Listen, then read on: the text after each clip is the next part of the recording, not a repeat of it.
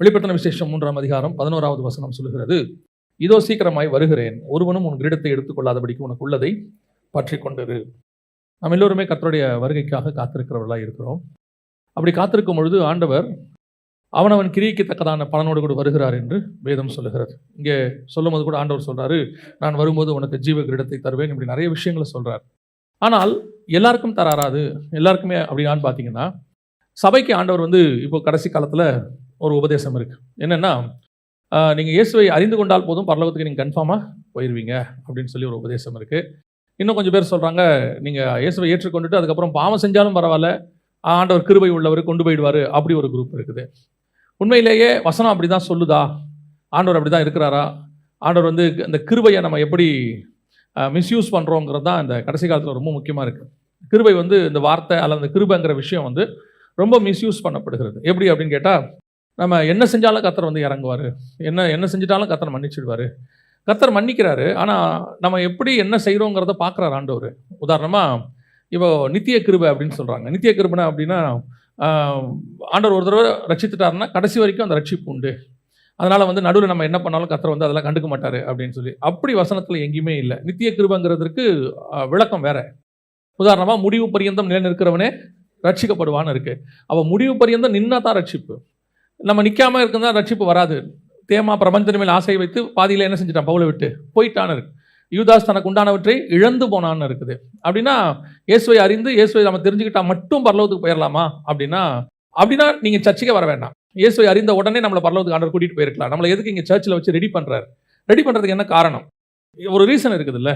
நிறைய பேர் இப்போ என்ன சொல்கிறாங்கன்னா, அந்த மாதிரிலாம் ஒன்றுமே இல்லைன்றாங்க. ஆனால் இங்கே வெளிப்படுத்தின விசேஷம் 7 சபைகளுக்கு நீங்கள் பார்க்கும்போது ஒவ்வொரு சபைக்கும் ஒரு வார்த்தையை சொல்லும் போது குறிப்பாக ஒன்று சொல்கிறாரு. ஆவியானவர் சபைகளுக்கு சொல்லுகிறதை அதில் வசனத்தில் என்ன சொல்கிறாரு? ஜெயம் கொள்ளுகிறவன் எவனோ, ஜெயம் கொள்ளுகிறவன் எவனோ. அப்போ அந்த ஜெயம் கொள்ளுகிறவன்கிறது யாருக்குள்ளனா? சபைக்குள்ள.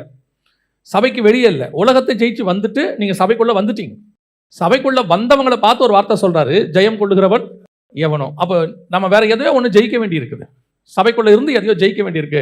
சர்ச்சுக்குள்ளே வந்ததுனால மட்டுமே நம்ம பரலோகத்துக்கு போயிடுவோமானா அப்படி இல்லை. அந்த மாதிரி ஒரு கான்செப்டே கிடையாது. அப்போது ஆண்டவர் நம்மகிட்ட திரும்பி அவர் வரப்போறாரு. ஆண்டவர் ஒரு காரியத்தை சொல்கிறாரு 11வது வசனத்தில், இதோ நான் சீக்கிரமாய் வருகிறேன். அது நம்ம எல்லாருக்கும் தெரிகிறது. ஆனால் ஒருவனும் உன் கிரீடத்தை எடுத்துக்கொள்ளாதபடிக்கு உனக்கு உள்ளதை பற்றி கொண்டிரு. அப்போ கர்த்தர் நமக்கு ஒரு கிரீடம் ஒன்று கொடுத்துருக்கிறாராம். இதை நாம் பற்றி கொண்டு இருக்க வேண்டும். அதே மாதிரி தான் வசனம் தெளிவாக சொல்லுது, மீட்கப்படும் நாளுக்கென்று முத்திரையான பரிசுத்த ஆவியானவர். அவர் அந்த முத்திரை டோக்கன் இருக்கணும். நான் ரட்சிக்கப்பட்டேன், சர்ச்சுக்கு வந்துட்டேன், நான் இந்த சர்ச்சில் மெம்பராக இருக்கிறேன், அந்த சர்ச்சில் மெம்பராக இருக்கிறேன், சந்தா கட்டிட்டேன், எதை வேணால் சொன்னாலும் சரி, நான் மீட்கப்படும் நாளுக்கென்று எது டோக்கன்? பரிசுத்த ஆவியானவர் தான் டோக்கன். மீட்கப்படும் நாளுக்கென்று முத்திரையான பரிசுத்த ஆவியை துக்கப்படுத்தாதிருங்கள். அப்போ அந்த பரிசுத்த ஆவியானவர் வரும்பொழுது நமக்கு ஒரு கிரீடத்தை கொடுக்கிறார் என்று வேதம் சொல்லுது. அந்த கிரீடத்தை தான் கடைசி வரைக்கும் பற்றி கொண்டிருன்னு வேதம் சொல்லுது. வாசிங்க, லேவியராகமத்தின் புஸ்தகம் 21ஆம் அதிகாரம் 12வது வசனத்தை வாசிங்க. பரிசுத்த ஸ்தலத்திலிருந்து புறப்படாமலும் தேவனுடைய பரிசுத்த ஸ்தலத்தை பரிசுத்த குலைச்சல் ஆக்காமலும் இருப்பானாக, தேவனுடைய அபிஷேக தைலம் என்னும் கிரீடம் அவன் மேல் இருக்கிறது. இதைத்தான் வெளிப்படுத்தின விசேஷத்தை சொல்றாரு, உன் கிரீடத்தை பற்றி கொண்டிரு. நான் சீக்கிரமாய் வருகிறேன். மீட்கப்படும் நாளுக்கென்று முத்திரையான பரிசுத்த ஆவியானவர். அந்த பரிசுத்த ஆவியானவர் மூலமாக கிடைக்கப்பட்டதான அபிஷேகம், அதுதான் நம் தலைக்கு மேல கிரீடமாக இருக்கிறது. இந்த கிரீடத்தை வசனம் சொல்லுது, நான் வருமளவும் பற்றி கொண்டிரு. ஆவியானவர் வந்துட்டாருன்னு தெரியும், இருக்கிறாரான்னு தெரியுமா? பரிசுத்த ஆவியானவர் நமக்குள்ள வந்தது நம்ம எல்லாருக்கும் தெரியும். நம்ம எல்லாருமே சொல்லுவோம், நாங்கள் அபிஷேகம் பெற்றுட்டோம், ரைட், ஓகே. ஆவியானவர் இருக்கிறாரா? அதுதான் கொஸ்டின். ஆவியானவர் நம்மோடு கூட இருக்கிறாரா? ஏன்னா இன்னைக்கு நிறைய பேர் பரிசுத்த ஆவியை பெறவே இல்லை. அது ஒரு குரூப். பெற்றுக்கொண்டவர்கள் ஒரு குரூப். பெற்றுக்கொண்டவர்கள் அதை தக்க வச்சிருக்கிறாங்களான்றது இன்னொரு குரூப். இப்போ பாருங்க, சிம்சோன் மேல பரிசுத்த ஆவியானவர் இறங்கினார், தேவ ஆவியானவர் இறங்கினார். அப்படிதான் வசனம் சொல்லுது, ஆவியானவர் இறங்கினார். அடுத்த முறை பெலிஸ்தர் வரும்போது வசனம் சொல்லுது, ஆவியானவர் அவன் மேல் இறங்கினார். எப்ப நடுவில் போனார்? முதல் தடவை பெலிஸ்தர் வரும்போது ஆவியானவர் இறங்கினார்.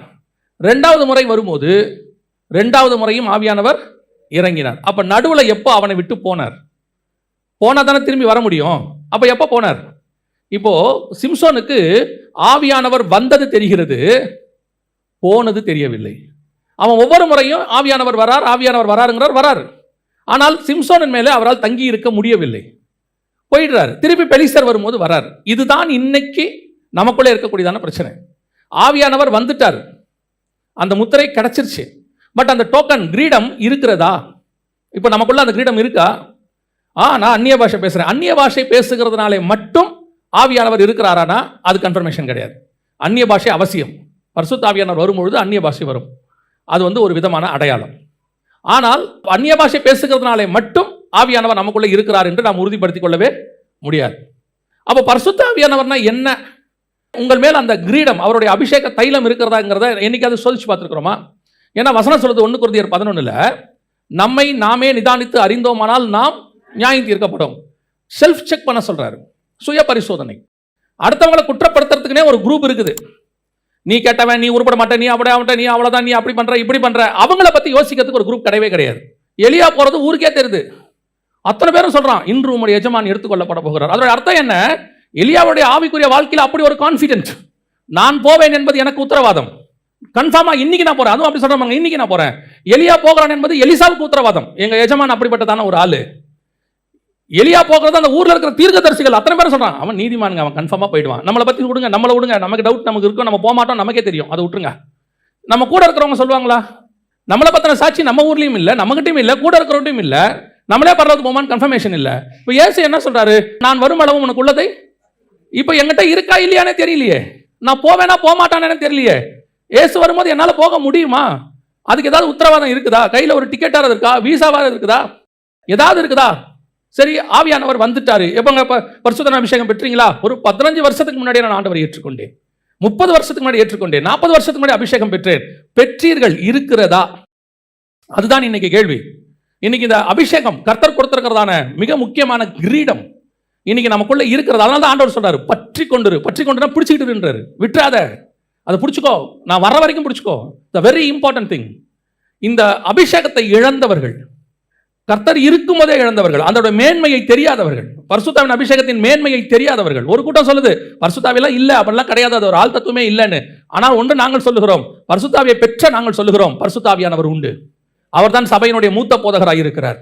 இவ்வளவு காரியங்களையும் ஆவியானவர் தான் செய்கிறார், வேற யாருமே செய்ய முடியாது. நியூ டெஸ்ட்மென்ட் சர்ச்சை நடத்துறது மனுஷன் கிடையாது, ஆவியானவர். அவரால் மட்டும்தான் நடத்த முடியும். நம்மளால யோசித்து பாருங்க, நம்மளால ஒரு குடும்பத்தை நடத்த முடியுதா? அதுக்குள்ளேயே எவ்வளவு பிரச்சனை வருது. ஒரு ஆபீஸை நடத்த முடியுதா? அதுக்குள்ள எவ்வளவு பிரச்சனை வருது. ஆனால் 2000 வருஷமாக இந்த சபையை நடத்துகிறது மனுஷன் அல்ல, தேவ ஆவியானவர் மட்டும் நடத்துகிறார்.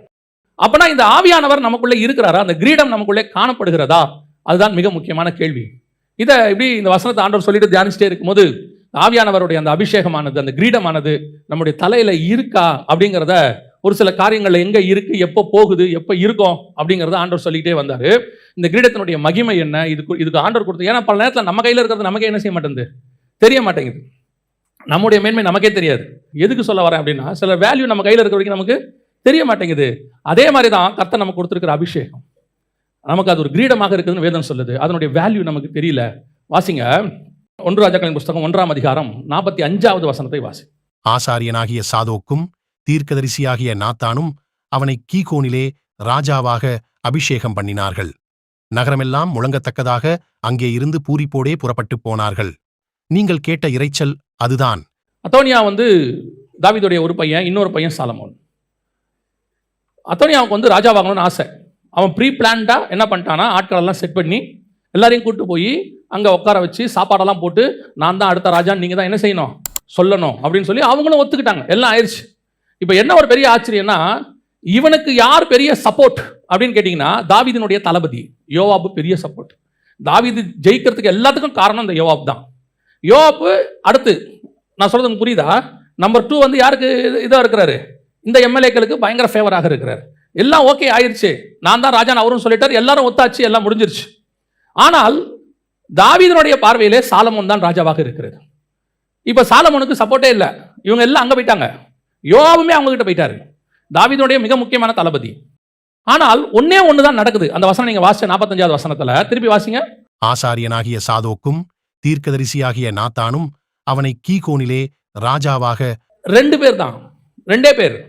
அவன் கூட பிரபுக்கள் எல்லாரும் இருக்கிறார்கள், தளபதி இருக்கிறான். இங்க 2 பேர் கூட்டிட்டு போயிட்டு ராஜா சொன்னாரு, சாலமோனை என்ன பண்ணிடுங்க, ராஜாவாக அபிஷேகம் பண்ணுங்கன்னு சொன்னார். கூட்டிட்டு போனாங்க, ராஜாவாக அபிஷேகம் பண்ணாங்க. கழுத மேல உட்கார வச்சு ஒரு ஊர்வலம் கூட்டிட்டு வந்தாங்க. சிங்காசனத்துல கொண்டு போய் அவனை உட்கார வச்சாங்க. அப்படிதான் வசனம் சொல்லுது, சிங்காசனத்தின் மேல அவன் உட்கார்ந்தான். ஒன்னே ஒண்ணுதான், சாலமோனுக்கும் அத்தோனியாவுக்கும் என்ன டிஃபரன்ஸ்? சாலமோனுக்கு அதோனியாவுக்கு ஒரு பெரிய கிரவுட் இருக்கு, ரொம்ப ஸ்ட்ராங் கிரவுட் இருக்குது. ஆனால் இங்கே சாலமோனுக்கு பெரிய கிரவுட்னு சொல்ல முடியாது, ஆனால் அவனுக்கு கூட ஆள் இருக்குது. ஆனா இந்த ரெண்டு பேருக்கு என்ன ஒரே ஒரு டிஃபரன்ஸ் என்றால், அவன் அபிஷேகம் பண்ணப்படாதவன், இவன் அபிஷேகம் பண்ணப்பட்டவன். இவனை ராஜாவாக அவர்கள் அபிஷேகம் பண்ணினார்கள், அவ்வளவுதான் நடந்துச்சு. என்ன நடக்குதுன்னு மட்டும் பாருங்க. அவன் அபிஷேகம் பண்ணினார்கள் ராஜாவாக, அவ்வளவுதான். வாசிங்க 49வது வசனத்தை வாசிங்க. அப்பொழுது அதோனியாவின் விருந்தாளிகள் எல்லாரும் எப்படி இருந்துச்சாங்க? அதிர்ந்து எழுந்து, ஒரு ஷாக் ஆயிடுச்சு, அதிர்ச்சி வந்துருச்சு. என்னடா இது, சாலமோனை யார் சொல்லிட்டாரு? ராஜாவா சொல்லியாச்சு, வேலை முடிஞ்சிருச்சு, அபிஷேகம் பண்ணியாச்சு, வேலை ஓவர். இந்த காரியத்தை கேட்ட உடனே அந்த அபிஷேகத்தினுடைய வல்லமை, அதுதான் சொல்றேன் உங்களுக்கு. ஒரு ராஜாவாக ஒருத்தரை அபிஷேகம் பண்ணின உடனே வசனம் சொல்லுது, உனக்கு எதிராளி எவ்வளவு பேர் இருந்தாலும், எவ்வளவு ஸ்ட்ராங்காக இருந்தாலும், எப்பேற்பட்ட ஆட்கள் அவர்களோடு கூட இருந்தாலும், ஆனால் உன்னை அபிஷேகம் பண்ணினவர் ராஜா அபிஷேகம் பண்ணினால் எதிரிக்கு அதிர்ச்சி உண்டாகும், அதிர்வு உண்டானச்சாம். வசனம் சொல்லுது, அதிர்ந்துட்டான். அதிர்ந்து உண்டாகி வாசிங்க பார்ப்போம். அப்பொழுது அதோனியாவின் விருந்தாளிகள் எல்லாரும் அதிர்ந்து எழுந்திருந்து அவரவர் தங்கள் வழியே போய்விட்டார்கள். கர்த்தர் உங்களுக்கு அபிஷேகம் பண்ணின போது, இன்னைக்கு இந்த அபிஷேகத்தினுடைய பவர் நமக்கு தெரிய மாட்டேங்குது. நாம என்ன சொல்லிட்டு இருக்கிறோம்? அபிஷேகம் பெற்றவர்கள் அவங்க பெரிய ஆட்களா இருக்கிறாங்க, எதிரில் இருக்கிறாங்க, அவங்களை ஒன்றும் செய்ய முடியாது, எதுவும் பண்ண முடியாது.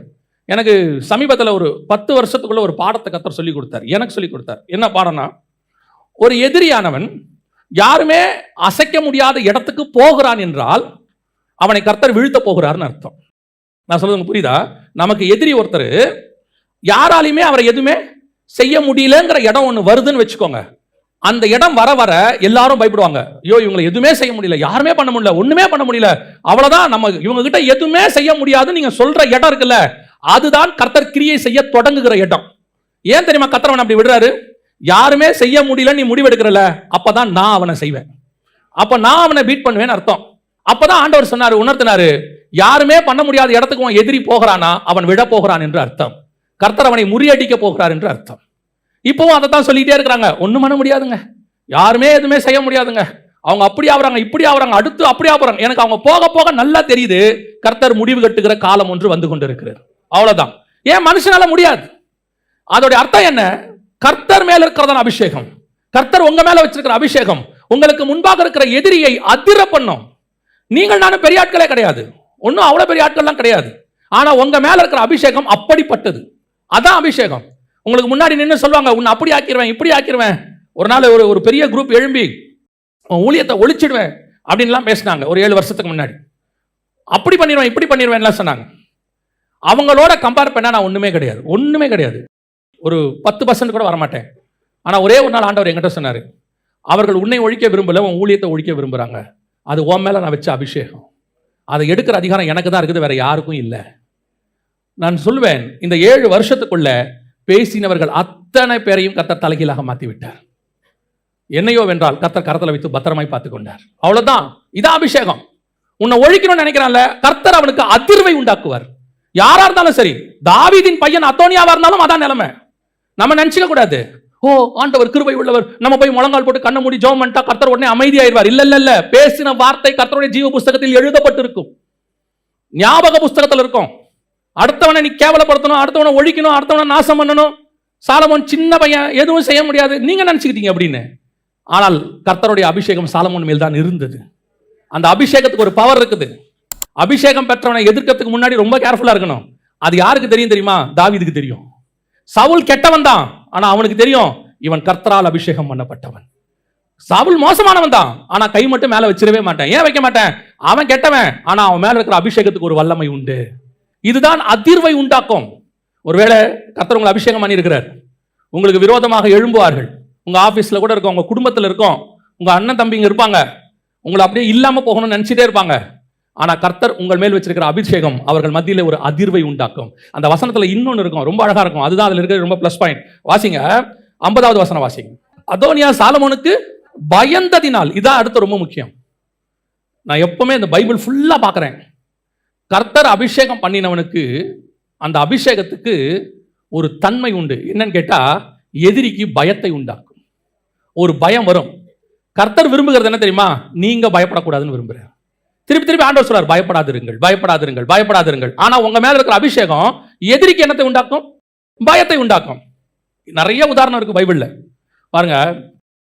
எலியா வந்து ஒரு ஒத்த ஆளு, வனாந்தரத்தில் இருக்கிறாரு. ஆனா எலியா மேல யாருக்கு பயம் இருக்குது? ஆகாபுக்கு பயம் இருக்குது. எலியா சொல்றாரு, என்னை வந்து பாரு அப்படிங்கிறாரு. உபதேயா கிட்ட சொல்லி அனுப்புறாரு, நீ போய் என்ன செய்ய, எலியா வந்திருக்கிறேன் என்று போய் சொல் அப்படின்னு உடனே அவன் போய் சொல்றான். ஆகாபு ரத்தத்தை பூட்டி கொண்டு வந்தான்னு இருக்கு. யோவான் ஸ்நானகன் வனாந்தரத்தில் இருக்கக்கூடிய ஒரு ஆள். ஏரோது கால்பங்கு தேசத்துக்கு அதிபதி. ஆனால் ஏரோது யோவான் ஸ்நானகனை கண்டு பயந்திருந்தான். என்ன பயம்? ஏன் பயம்? யோவான் ஸ்நானகனுக்கு பெரிய பீப்புள் பவர் இருக்குதா, பொலிட்டிக்கல் பவர் இருக்குதா? அப்படிலாம் கிடையாது. இயற்கையாகவே அந்த அபிஷேகம் ஒரு பயத்தை எதிரிக்கு உண்டாக்கும். அது வந்து உங்களுக்கு சொன்னா புரியாது. அது உங்க மேல இருக்கிற அபிஷேகத்தினுடைய பவர். அது தானாகவே வரும். எவ்வளோ வீக்கான ஆளா இருக்கட்டும், அவர் ஒரு போஸ்டிங்ல வந்து உக்காந்துட்டாருன்னா அவர் மேல ஒரு பயம் ஒன்று வந்துடும் நமக்கு. அவர் வீக்கானவர், ஆனா போஸ்டிங் ஸ்ட்ராங்கான போஸ்டிங். ஒரு சர்வாதிகாரி இருக்கிறாரு, ஆனா வீக்கா தான் இருக்கிறாருன்னு வச்சுக்கோங்களேன். ஆனா அவர் சர்வாதிகாரியா இருக்கிறாரு, ஆட்டோமேட்டிக்கா அவர் மேல என்ன ஒன்று வந்துடும்? ஒரு பயம் ஒன்று வந்துடும். அந்த போஸ்டிங்குடைய பவர். அதே மாதிரி தான் உங்க அபிஷேகத்தினுடைய பவர். அது அப்படி இருக்கும். அது எதிரிக்கு ஒரு பயத்தை உண்டாக்கும். அப்போஸ்தலர் நடவடிக்கைகள் 5ஆம் அதிகாரம் 11வது வசனத்தை வாசிக்க பார்ப்போம். சபையார் எல்லாருக்கும் இவங்களை கேள்விப்பட்ட மற்ற யாவருக்கும் மிகுந்த பயம். ஏன்? இவன் அடிக்கிறானா, உதைக்கிறானா, குத்துறானா? ஒன்றும் கிடையாது. அவன் மேல் இருக்கிற பரிசுத்த ஆவியானவர் செய்கிற கிரியைகளை பார்க்கும் பொழுது அவர்களுக்கு ஒரு பயம் உண்டாகிறது. 12வது வசனம் வாசிங்க. அப்போஸ்தலருடைய கைகளினாலே அநேக அடையாளங்களும் அற்புதங்களும் ஜனங்களுக்குள்ளே செய்யப்பட்டது. எல்லாரும் ஒருமனப்பட்டு சாலோமோனுடைய மண்டபத்தில் இருந்தார்கள். இந்த அற்புத அடையாளம் இவங்க மேல நடக்க நடக்க நடக்க இவங்க மேல இருக்கிற அபிஷேகத்துக்கு என்ன வருது? ஒரு பயத்தை உண்டாக்குது ஜனங்களுக்கு. ஆனா இதே பேதுரு 1ஆம் அதிகாரத்திற்கு பரிசுத்தாவின் அபிஷேகத்தை பெறுவதற்கு முன்பதாக வேற மாதிரி இருக்கிறார். யாராவது இயேசுவை பத்தி கேட்டா மறுதளிச்சுட்டு ஓடி போயிடுவார். எதிர்காலத்தை பத்தின பயம். இயேசு அன்னைக்கு நைட்டு தான் அவர் கொண்டு போய் வச்சிருக்காங்க. மறுநாள் முடிவு எடுத்துட்டார். என்ன முடிவு எடுத்துட்டார் தெரியுமா? நான் மீன் பிடிக்க போகிறேன்.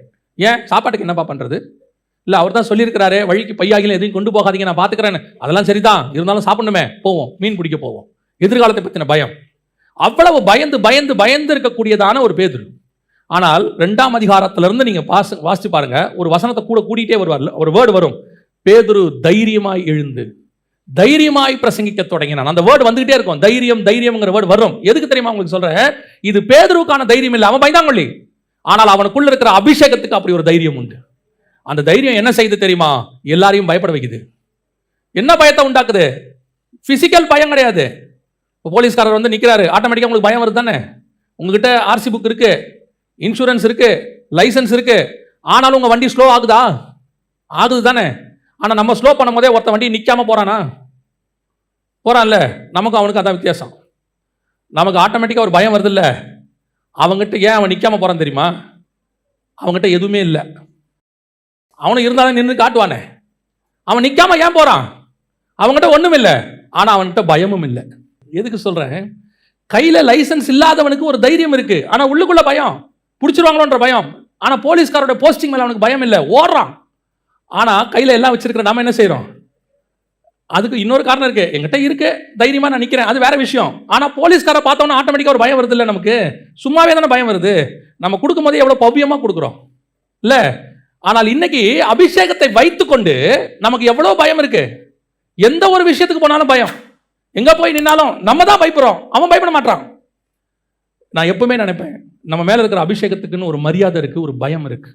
அது தானா வரணும். நாம பயப்பட பயப்பட எதிராளி ஏறிக்கிட்டே போவான். நீங்க தைரியம், அதாவது நீங்க பயப்படக்கூடாதுன்றதுனால நீங்க இஷ்டத்துக்கு பேசலாம், அது அர்த்தம் இல்லை. இயற்கையாகவே நமக்கு ஒன்று தோணணும், எனக்குள்ளே கர்த்தர் இருக்கிறார், என்ன யாருமே எதுவுமே செய்ய முடியாது. கர்த்தர் அனுமதி இல்லாமல் யாரும் என்ன எதுவுமே செய்ய முடியாது. பல நேரத்தில் இந்த இன்டர்வியூக்கு போவோம், வெளிநாட்டுக்கு போகிறதுக்கு, எம்பசிக்கு, மினிஸ்ட்ரிக்கு போகும்போது கூப்பிடுவாங்க. அந்த எம்பசியில் இன்டர்வியூக்கு போவோம். இன்டர்வியூக்கு போனீங்கன்னா எல்லாம் வாசலில் புக்கு வச்சு படிச்சுட்டு இருப்பாங்க. அந்த அமெரிக்கன் எம்பசி நீங்கள் பார்த்தீங்கன்னா உங்களுக்கு தெரிஞ்சிருக்கும். வாசலில் புக்கை வச்சு படிப்பாங்க, பரபரப்பாக இருப்பாங்க. நான் ஒரு நாள் இதே மாதிரி எனக்கும் ஒரு பயம் வந்துருச்சு. ஐயோ விசா கிடைக்காது போலையா அப்படின்னு. ஆண்டவர் கேட்டார், கிடைக்காட்டி உனக்கு என்ன இப்போ நஷ்டம்னு கேட்டார். கிடைக்காட்டி உனக்கு என்ன நஷ்டம்? நீ ஊழியத்துக்கு இந்தியாவுக்கு தானே வந்த, நான் அனுமதிச்சா நீ அமெரிக்காவுக்கு போக போற, அனுமதிக்காக போக மாட்டேன். அந்த நிமிஷத்துல இருந்து எந்த எம்பசிக்கு போனாலும் பயமே இருக்காது. ஆண்டவர் எடுத்து போட்டார். கர்த்தருக்கு சித்தமானா போக போறோம், பேப்பரை நம்ம ரெடி பண்ணிப்போம் கரெக்டா. கொடுக்கறது கொடுக்காதது கர்த்தர் சித்தம். அவர் என்ன கேட்பாரு, எம்பசிக்காரர், எதுக்காக போறீங்க? ப்ரீச்சிங்க்கு போறேன். எப்போ திரும்பி வரீங்க? 5 நாள்ல வருவேன். விசா கொடுக்காட்டி என்ன பண்ணுவீங்கன்னா, கவலையப்பட மாட்டேன் அப்படின்பேன். அப்படியே சொல்லிடுவேன், கவலைப்பட மாட்டேன். சிலர் பார்த்தீங்கன்னா அந்த விசாக்காரங்கிட்ட கெஞ்சுவாங்க, சார் சார் நான் டாக்குமெண்ட் கொடுக்குறேன் சார், ஒரு நாளும் அந்த பயப்பட்டதே கிடையாது. இது வரைக்கும் ஏறக்குறைய ஒரு 15 நாட்டுக்கு மேல போயாச்சு. எந்த நாட்டு எம்பசி கிட்டையும் எந்த காரணத்திலையும் நின்னு பயந்ததே கிடையாது. காரணம் என்ன தெரியுமா?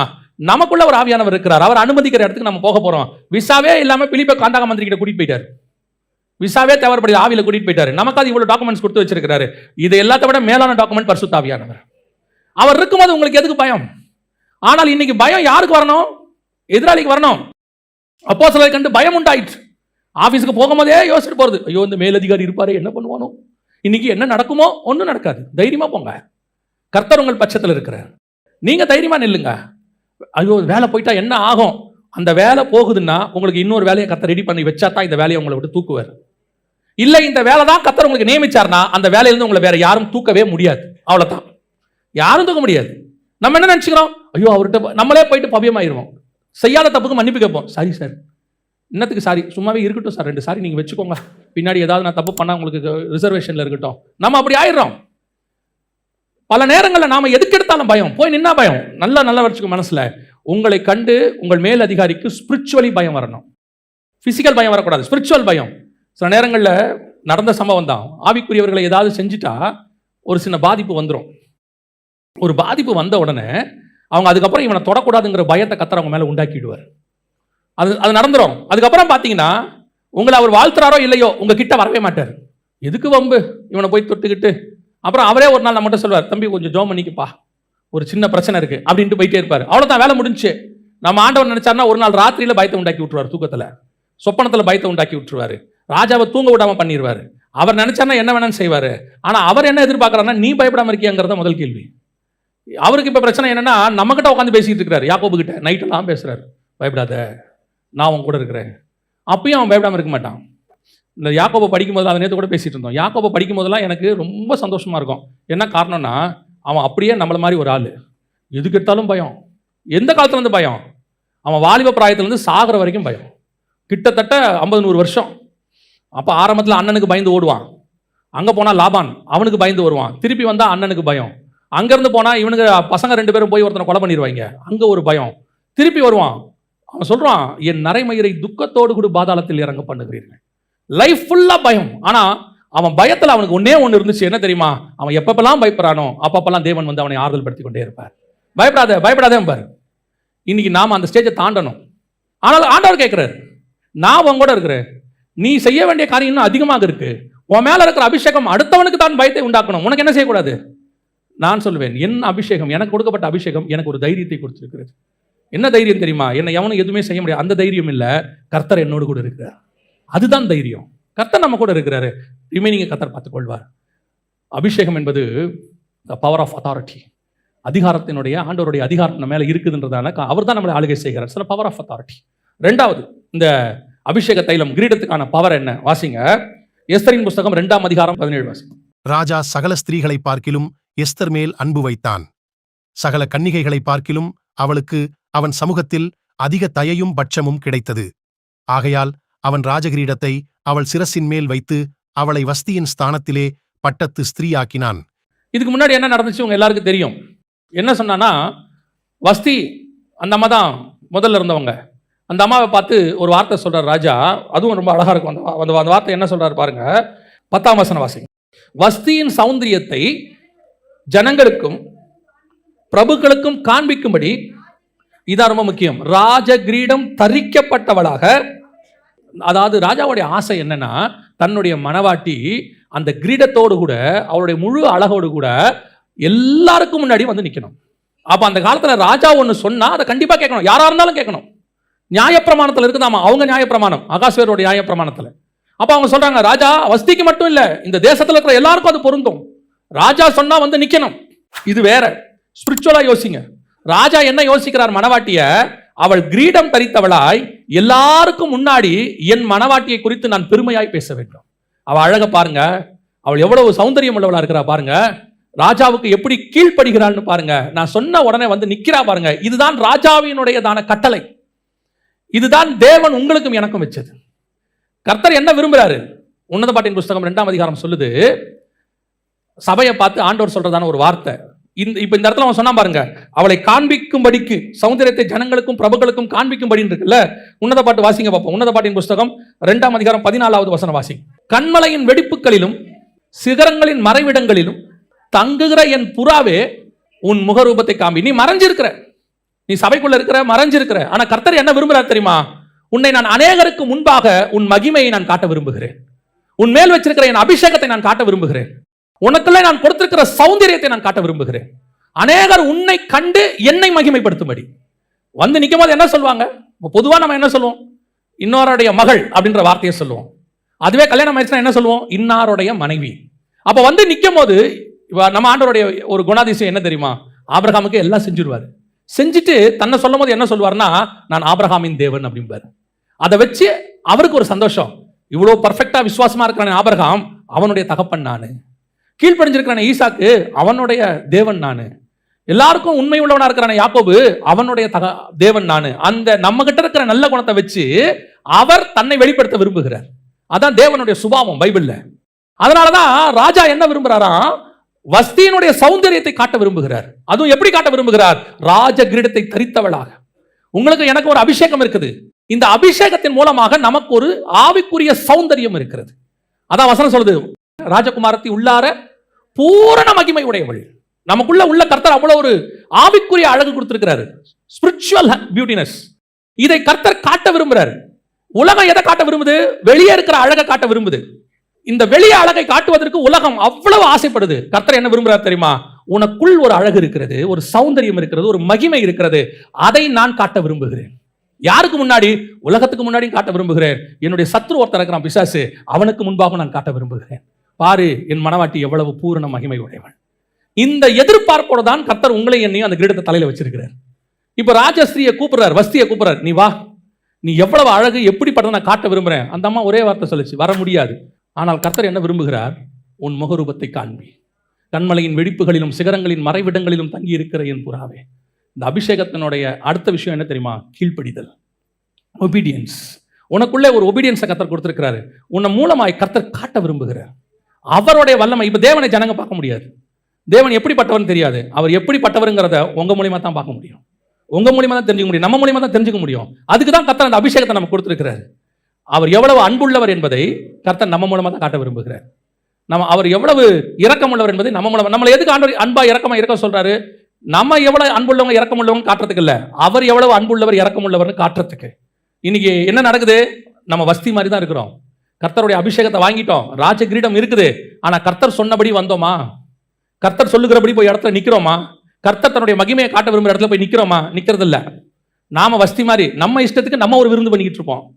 நாம அதான் செஞ்சுட்டு இருக்கிறோம். கர்த்தருடைய ஊழியத்துல கர்த்தர் அபிஷேகம் எதுக்கு கொடுத்தாருன்னா, அவர் சொல்ற இடத்துல போய் அந்த அந்த வல்லமையை காட்டுறதுக்கு, அவர் சொல்ற இடத்துல அந்த மகிமையை போய் காட்டுறதுக்கு.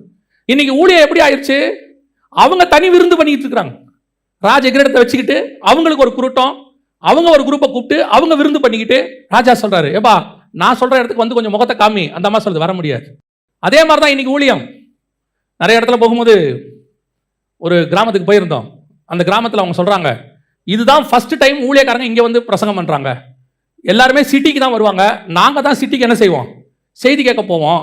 ஆனால் எங்க கிராமத்துக்கு செய்தி கொடுக்க வர்றதுன்றது இப்போதான் நாங்கள் ஃபர்ஸ்ட் பார்க்குறோம். என்ன காரணம்னு கேட்டிங்கன்னா, நிறைய பேர் என்ன விரும்புறாங்கன்னு கேட்டால், அவங்க விரும்புகிற இடத்துல அவங்க ஊழியம் பண்ண விரும்புகிறாங்க. தங்கள் மகிமையை அங்கே காட்ட விரும்புகிறாங்க. சிலருக்கு முன்பாக அவங்க தன்னை மகிமையை காட்ட விரும்புகிறாங்க. ஆண்டவர் என்ன விரும்புகிறார் தெரியுமா? நான் சொல்ற இடத்துல வந்து உன் மகிமையை காட்டு. நான் சொல்ற இடத்துல வந்து, இன்னைக்கு ஊழியனாலே சிட்டி தான். ஊழியனாலே கொஞ்சம் சொபிஸ்டிகேட்டட் ஏரியா, கொஞ்சம் நல்ல இடமா இருக்கணும். நம்ம நினைப்போம், அமெரிக்காவுக்கு போனால் நல்லா இருக்கும், யூரோப்புக்கு போனால் நல்லா இருக்கும், அங்கே போய் நம்ம மகிமையை காட்டினா, அங்கே போய் நம்ம ஊழியத்தினுடைய வல்லமையை காட்டினா, நாம அப்படி நினைக்கிறோம். ஆனால் கர்த்தர் என்ன விரும்புகிறார் தெரியுமா? நான் சொல்லுகிற இடம் ஒன்று இருக்கிறது. ஒருவேளை உனக்கு அந்த இடம் பிடிக்காமல் கூட இருக்கும், உனக்கு விருப்பம் இல்லாத இடமாக இருக்கும். நான் என்ன சொல்லுகிறேனோ அதன்படி நீ செய். இன்னைக்கு நாம் அப்படி செய்கிறோமா? அபிஷேகம் பெற்றவங்ககிட்ட அந்த கீழ்ப்படிதல் இருக்கும். அபிஷேகம் பெற்றவங்க கர்த்தர் சொல்றதை செய்வாங்க. ஆனால் அந்த கிரீடம் அப்படியே ஊழியம் வளர வளர, உங்கள் ஆவிக்குரிய வாழ்க்கை வளர வளர, உங்களே எடுத்துக்கோங்களேன். நீங்கள் ஆண்டவரை ஏற்றுக்கொண்ட புதுசில் ஆண்டவர் சொல்லும் போது எல்லாத்தையும் அப்படியே கேட்பீங்க. அத்தனையும் கையில் ஒரு 10,000 ரூபாய் தான் இருக்கும். ஜோமனி செய்வோம்ப்பா சொல்லுவாங்க. என்ன சொல்லுவாங்க? ஜோமனி செய்வோம். இப்போ 10 லட்ச ரூபா வந்துருச்சு, ஜபமே கிடையாது. ஏன்னா இப்போ நம்மகிட்ட வாங்குறதுக்கு என்ன இருக்குது? பலன் இருக்குது, இஷ்டத்துக்கு வாங்குவோம். இப்பவும் அதே காரியத்தை கர்த்தர் விரும்புகிறார். 10,000 உண்மையாக இருந்த நீ 10 லட்சத்திலும் உண்மையாக இருக்க வேண்டும் என்று கர்த்தர் விரும்புகிறார். இன்னைக்கு நம்ம கேட்டு செய்யறோமா? இன்னைக்கு கர்த்தர் சொல்ற இடத்துல நிக்கிறோமா? இன்னைக்கு கர்த்தர் வர சொல்ற இடத்துக்கு வரோமா? நமக்கு விருந்து பண்றதுக்கு நிறைய இடம் இருக்குது, நமக்கு அது பார்க்கறதுக்கு நல்லா இருக்கும். இன்னைக்கு அநேகருடைய ஆவிக்குரிய வாழ்க்கையில கர்த்தர் தள்ளினதுக்கு அந்த கிரீடம் போயிருச்சு, அந்த அபிஷேகம் போயிருச்சு. இப்பவும் சொல்வேன், நிறைய ஊழியம், நிறைய ஆவிக்குரியவர்கள் அபிஷேகத்தை இழந்தவர்கள் இருக்கிறார்கள். பரிசுத்த ஆவியானவர் துக்கப்பட்டு போயிட்டாரு, வெளியே போயிட்டாரு. ஆனால் அவர்களுக்கு அது போனதே தெரியாது.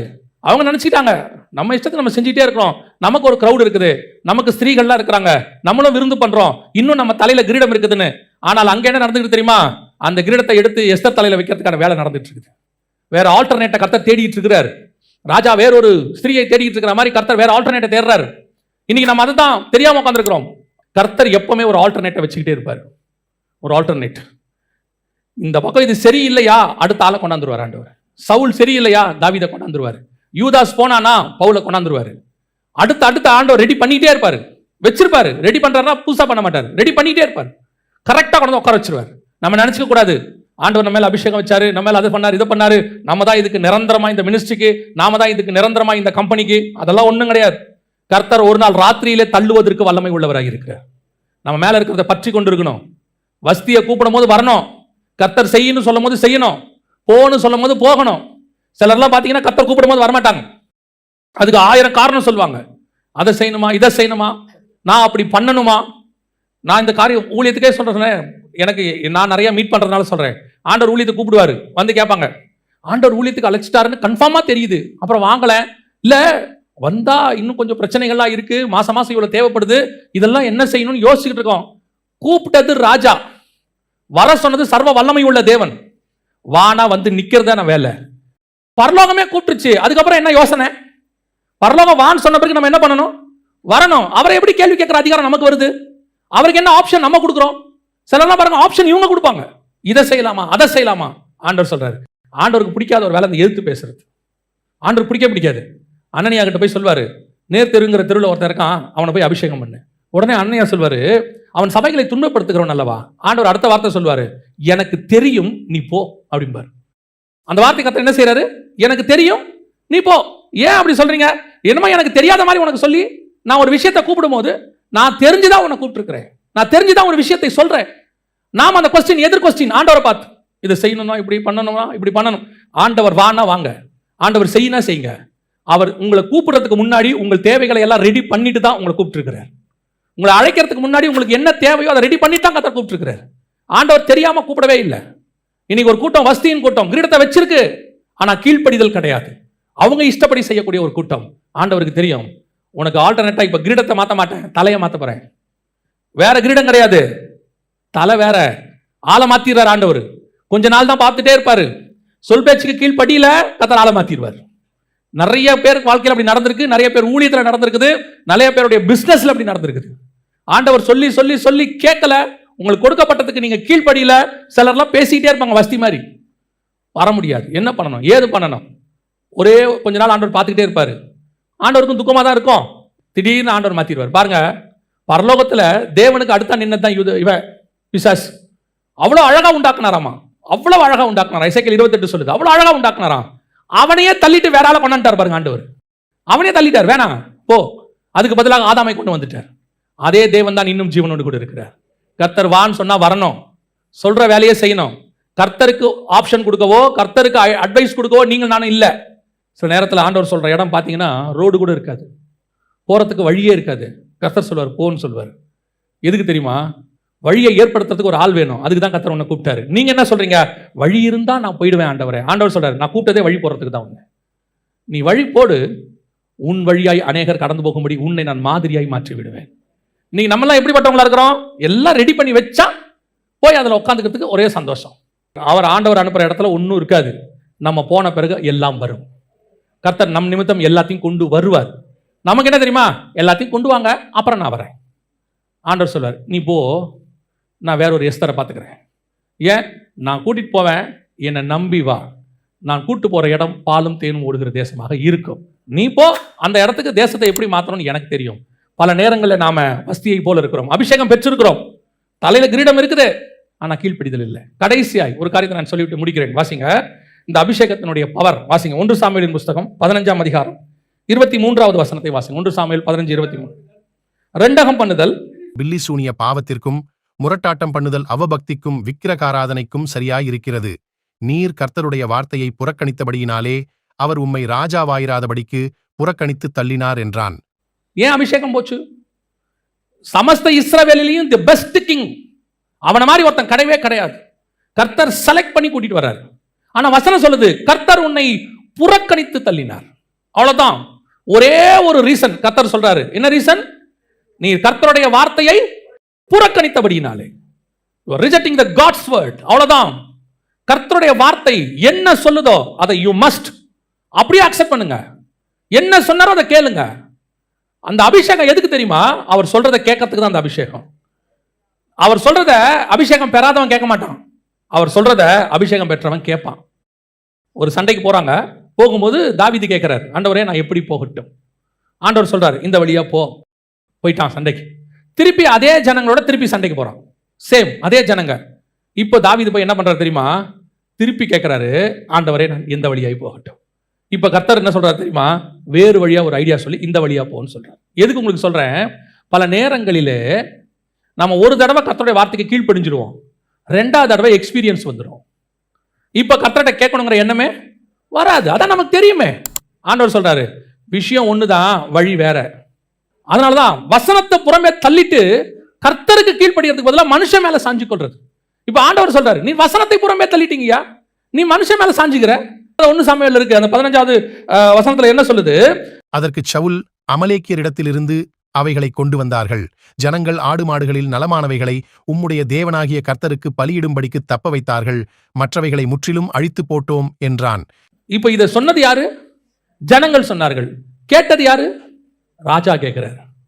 பொதுவா ராஜா சொல்றதான் யார் கேட்கணும்? ஜனங்கள் கேட்கணும். தலையில கிரீடம் இருக்கு, அபிஷேகம் இருக்கு.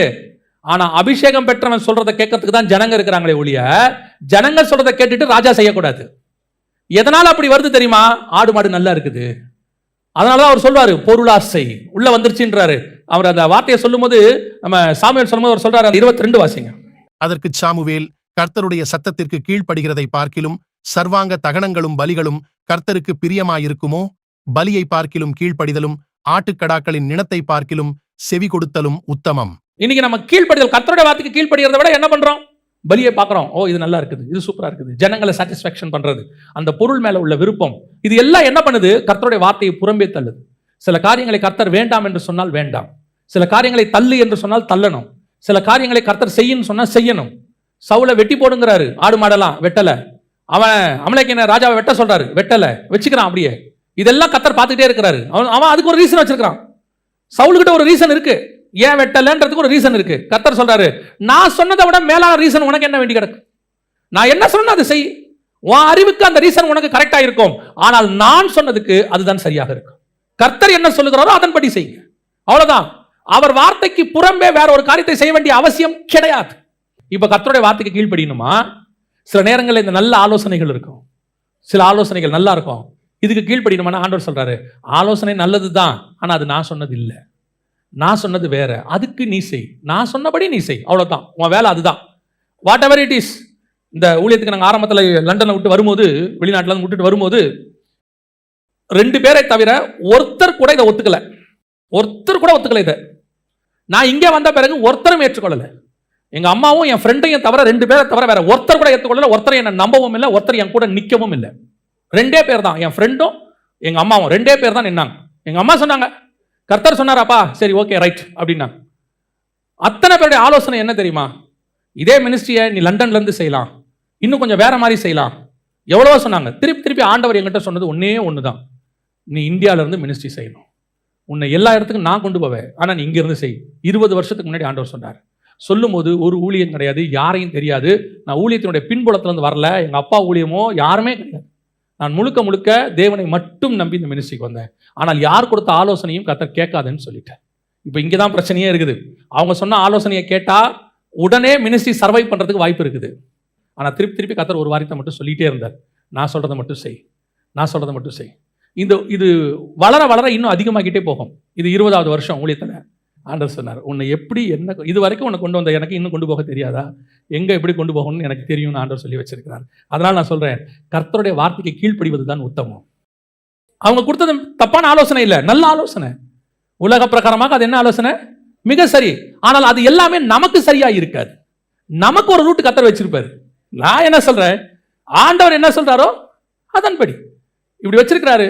அக்கா தங்கச்சிங்க எல்லாம் வீடு கட்டிட்டாங்க, கட்டட்டும். என்ன இப்ப இருக்கிற வாடகை வீட்டுக்கு வாடகை கொடுக்குறாரா? சோத்திரம், பிரைஸ் தி லார்ட். அவ்வளவுதானே. கர்த்தர் நம்மளை எங்க பிளேஸ் பண்ணியிருக்கிறாரோ அது நல்ல இடம், ஆசீர்வாதம். அடுத்தவங்களுக்காக உங்களை மாத்தாதீங்க. கர்த்தர் என்ன சொல்றாரோ அதன்படி செய்யுங்க. 1000 ரூபா தான் இருக்குதா, 1000 ரூபாய்க்கு ட்ரெஸ் எடுங்க, தப்பு கிடையாது. கடனை வாங்கி 3000 ரூபாய்க்கு எடுக்காதீங்க. அந்த சிஸ்டர் 3000 ரூபாய்க்கு ஒரு புடவை எடுத்திருக்காங்க, அதே மாதிரி பச்சை கலர்ல பட்டு பாடுவாரு. அந்த சிஸ்டருடைய வீட்டுக்காரர் 30,000 ரூபாய் சம்பாதிப்பாரு, நம்ம வீட்டுக்காரர் 10,000 ரூபாய் தான் சம்பாதிக்கிறார். நம்ம ரேஞ்சுக்கு இது போதும். ஒரு நாள் வரும், தேவைப்படும் போது கர்த்தர் அதையும் தர வல்லமை உள்ளவராக இருக்கிறார். அல்லேலூயா. கீழ்ப்படிதல் வெரி இம்பார்ட்டன்ட். அதுவும் கர்த்தருடைய வார்த்தைக்கு கீழ்ப்படிதல் ரொம்ப இம்பார்ட்டன்ட். ஏன்னா அபிஷேகம் கீழ்ப்படிதலுக்கான அடையாளம். ராஜாவுடைய கிரீடம் எதுக்கான அடையாளம்? கீழ்ப்படிதலுக்கு அடையாளம். ஏன்னா சாமுவேல் சொல்லும் போது சொல்வாரு, உன்னை ராஜாவாக்கும் போது நீ எப்படி இருந்த தெரியுமா? சிறியவனாய் ஒண்ணும் இல்லாதவனாக இருந்த. அந்த வசனம் வாசிங்க பார்ப்போம். 1 சாமுவேல் புஸ்தகம் 15:17. நீர் உம்முடைய பார்வைக்கு, தேவனுடைய பார்வைக்கு இல்ல, நீர் உம்முடைய பார்வைக்கு சிறியவராய் இருக்கும் பொழுது, நீங்க எப்ப ராஜாவாக்கினாரா கர்த்தர்? நம்ம பார்வைக்கே ஒண்ணும் இல்லாம இருந்த காலத்துல கர்த்தரை உயர்த்தி கொண்டு வந்து இங்க உட்கார வச்சுட்டார். அந்த காலத்துல இருந்தே கர்த்தர் கொண்டு உட்கார வச்சுட்டாரு. இப்போ இருக்கிற ஆண்டவர் இன்னும் உயர்த்துவதற்கு வல்லமை உள்ளவராக இருக்கிறார். அன்னைக்கு எப்படி கர்த்தருடைய வார்த்தைக்கு கீழ்ப்படிஞ்சீங்களோ அதே மாதிரி இன்னைக்கும் கீழ்ப்படிங்க, இன்னும் கர்த்தர் உயர்த்த வல்லமை உள்ளவராக இருக்கிறார். நமக்கு என்ன தெரியுமா? அன்னைக்கு கீழ்ப்படிஞ்சோம், இன்னைக்கு கர்த்தர் நம்மளை உயர்த்திட்டார், ராஜாவாயிட்டோம். இப்போ நம்ம யோசிக்க ஆரம்பிச்சோம். நமக்கு எவ்வளோ ஐடியாஸ், நமக்கு ஐடியா கொடுக்க எத்தனையோ பேர் ஃபோனில் ஐடியா கொடுப்பாங்க, நேரில் ஐடியா கொடுப்பாங்க. ஆண்டவர் சொல்றாரு, எல்லாருடைய ஐடியா வச்சு கொஞ்சம் ஓரமாக வச்சுட்டு நான் என்ன சொல்லணும் செய். எப்படி ஆதியில் கொண்டு வந்த அன்பு இருந்துச்சோ அதே மாதிரி இருக்கு. இயேசு கிறிஸ்து அதான் ஒரு ஸ்பெஷாலிட்டி. வசனம் சொல்லுது பிலிப்பியர் 2ஆம் அதிகாரத்தில், அவர் தேவனுடைய ரூபமாக இருந்தும் அதை கொள்ளையாடின பொருளாக எண்ணாமல் முடிவு பரியந்தம், சிலுவையின் முடிவு பரியந்தம் தன்னை, எனக்கு எல்லாம் தெரியும், நான் என்ன வேணா பண்ண முடியும் அப்படின்னு இயேசு சொல்லவே இல்லையா. கடைசி வரைக்கும் பிதாவுக்கு அவர் என்ன பண்ணாராம்? தாழ்த்திக்கிட்டே இருந்தார். கடைசி வரைக்கும் பிதா எனக்கு என்ன சொல்றாரோ அதான் நான். இல்லை பிதா எல்லா அதிகாரத்தையும் கொடுத்துட்டாரு, இப்போ நீங்களே யோசிச்சு செய்யலாம். இல்லை இல்லை இல்லை, எனக்கு யோசிக்க தெரியும், ஆகிலும் என் சித்தத்தின்படியா இல்லை. என்னால் செய்ய முடியும், ஆகிலும் என் சித்தத்தின்படியா இல்லை. எனக்கு அனுபவம் வந்துருச்சு, எக்ஸ்பீரியன்ஸ் வந்துருச்சு. நான் எங்கள் ஃபேமிலியில் நான் பெரிய பணக்காரர் ஆகிட்டேன், எங்கள் குடும்பத்தில் என்ன எல்லாரும் மதிக்கிறாங்க, இருக்கட்டும். அதெல்லாம் அவங்ககிட்ட.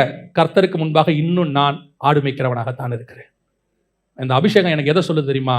ஒண்ணுமில்லாத என்னை கர்த்தர் உயர்த்தி வச்சிருக்கிறார். அந்த இடத்துல பெருமை வந்துச்சு, தொலைஞ்சிச்சு. கர்த்தர் உயர்த்த உயர்த்த உயர்த்த தாழ்மை அதிகமாகிட்டே போகணும். எவ்வளவு உயர்த்துறாரோ அவ்வளவு தாழ்த்தணும், அதுதான் நல்லது. நீங்க எப்போ அந்த தாழ்மையை விட்டுட்டு உங்களுக்கு வந்திருக்கிற உயர்வை பார்க்க தொடங்குறீங்களோ அன்னையோட உங்க உயர்வு ஸ்டாப் ஆயிடுச்சுன்னு அர்த்தம். வசனம் சொல்லும், கர்த்தர் உங்களை புறம்பே தள்ளினார். தாழ்த்துறதுல ஒரு தப்பும் இல்லைங்க, சிம்பிளா இருக்கிறதுல ஒரு தப்பும் இல்லை, ஒரு குறையும் இல்லை. நீங்க ஆண்டவர் சொல்ல சொல்ல செஞ்சுட்டே இருங்க, அவ்வளவுதான், முடிஞ்சிருச்சு. கர்த்தர் உங்களை கொண்டு போய் எல்லாருக்கும் மேலாக உட்கார வைக்க வல்லமை உள்ளவராக இருக்கிறார். ஆனா எப்ப நான் மேல போறேன், நான் யாரு, நான் எப்பேற்பட்ட ஆளு, நான் எந்த ஏரியா தெரியுமா? நீங்க தொலைஞ்சோம். முடிவு பரியந்தம், சிலுவையின் முடிவு பரியந்தம் தன்னை தாழ்த்தினார். கிரீடம் சிம்பிள் ஆஃப் ஒபீடியன்ஸ். அதுதான் எஸ்தருக்கு symbol of love, token of love. ஆனால் அப்போஸ்தலர்களுக்கு சிம்பிள் ஆஃப் அத்தாரிட்டி. கர்த்தர் கொடுத்திருக்கிற கிரீடம் உங்களுக்கான அதிகாரம், கர்த்தர் கொடுத்திருக்கிற கிரீடம் உங்கள் மேல் கர்த்தர் வைத்திருக்கிற அன்பு, கர்த்தர் கொடுத்திருக்கிற அபிஷேகம், கர்த்தர் உங்கள் மேல் வச்சிருக்கிறதான நம்பிக்கை, அதற்கான கீழ்ப்படிதல். இதைத்தான் நீங்கள் முடிவு பரியந்தம் பற்றி கொண்டிருக்க வேண்டும். அதான் ஆண்டவர் சொல்றார், உன் மேல் உள்ள கிரீடத்தை என்ன செய்ய? முடிவு பரியந்தம் பற்றி கொண்டிரு, இதை விட்டுறாத. அபிஷேகம் வந்துருச்சு, ஊழியம் வளர்ந்துருச்சு, வியாபாரம் வளர்ந்துருச்சு, வாழ்க்கை தரம் உயர்ந்துருச்சு, பெரிய ஆபீஸ்ல வேலை கிடைச்சிருச்சு, நல்ல சம்பளம் கிடைச்சிருச்சு. ஆனா கிரீடம் மாறல, கிரீடம் மாறல, அதே கிரீடம் தான். எவ்வளவு உயர்த்தணுமோ அவ்வளவு தாழ்த்தணும், எவ்வளவு தாழ்த்துறோமோ அவ்வளவு தேவன் நம்ம மேல் அன்பா இருப்பார், எவ்வளவு அன்பா இருக்கிறாரோ அவ்வளவு அத்தாரிட்டியை நம்ம கையில கர்த்தர் கொடுப்பார். அல்லேலூயா.